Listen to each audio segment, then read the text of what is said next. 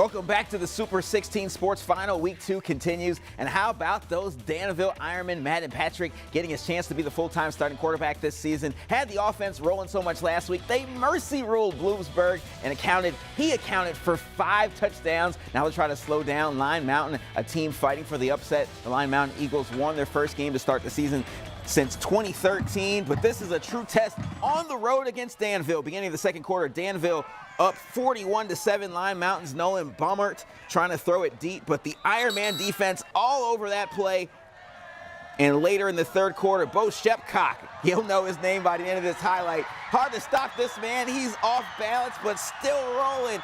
58 yards down to the 10, and then from 1 yard out, Cameron Kirsch with the carry to make it 48-7 Danville, and then Garrett Hoffman gets in on the party with a 27-yard field goal. Show some love to special teams. Danville, another blowout, 51-7.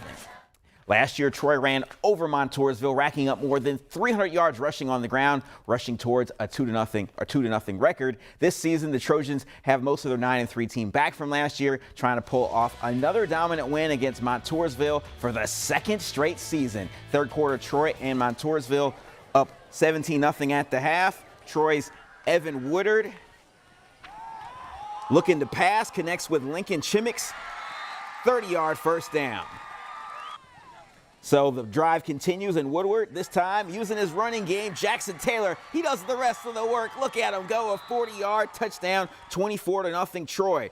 And Woodward this time, man, he's got all sorts of weapons. Mason Smith, the trickeration passes to Cameron Harwick for a 25-yard first down, and then Woodward, a 16-yard pass to Chimix. In the end zone, it's 31-7 Troy. Troy all over Montoursville, 38-7.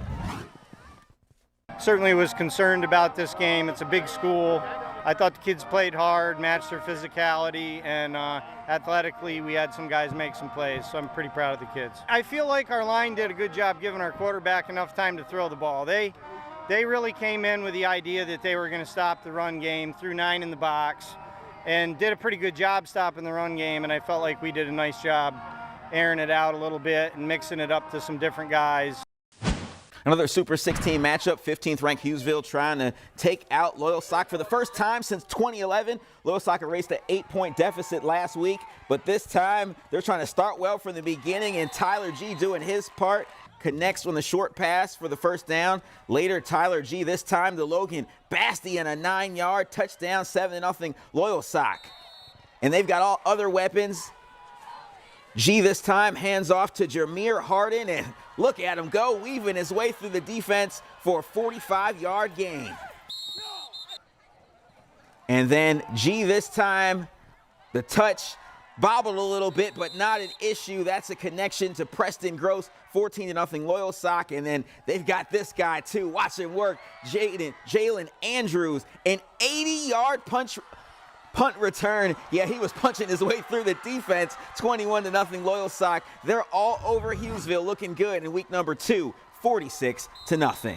How about Southern Columbia? They shut out Berwick last week. Let's see what their defense and offense can do this week. With about 2 minutes left in the first quarter, the Tigers up 14-0.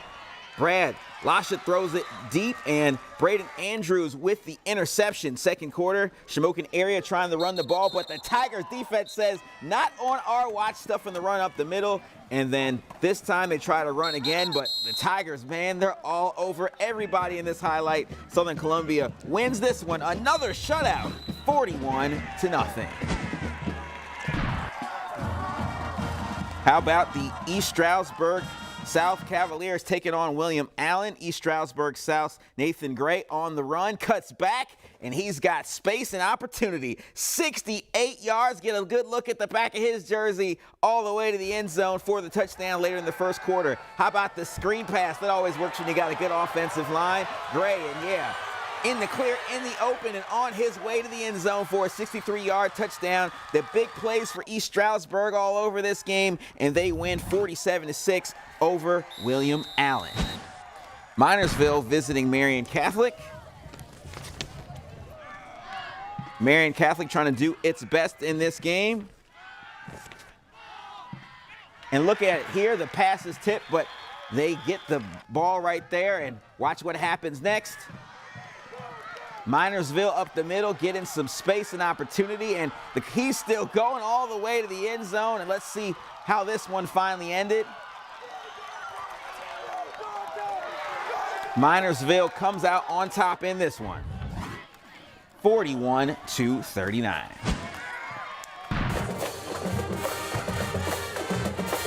Pocono Mountain West in Stroudsburg.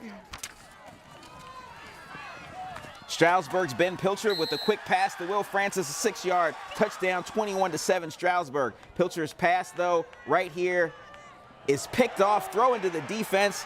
Wes Carter Nuss, he's going to run that back for a touchdown, 21-14 Stroudsburg. Third quarter, Stroudsburg's Will Francis up the middle for a 5-yard touchdown, 27-14, Stroudsburg. And Stroudsburg wins this one, 37-21. Feels great. What's working for you guys right now? Right now, just short passes, just taking the checkdowns and just run the ball straight up the middle. We got our linemen firing out every single play, and every once in a while we take a shot, and that's what's working. You know, we're getting better and better. Our offensive line is gelling, week in and week out. Our receivers, our quarterback's starting to, start feeling better about what he's able to do, his reads that he's making, and obviously our tailback was hitting the holes hard tonight. Home opener for Sayers. They hosted Wyalusing tonight. Both teams looking to bounce back from week 1 losses. Rams already up 6-0 and knocking on the door. Dylan Johns gets the handoff, and he knows what to do with it. He don't just work 9 to 5, working overtime between the tackles. Wyalusing jumps up to a 12-0 lead in the first quarter. Wyalusing going right back to work in the second quarter. Aiden Husinger finds the hole, breaks the tackle, and there he goes in the open, in the clear, and in the end zone. 19-0 Wyalusing. Wyalusing all over Sayre, 45-0.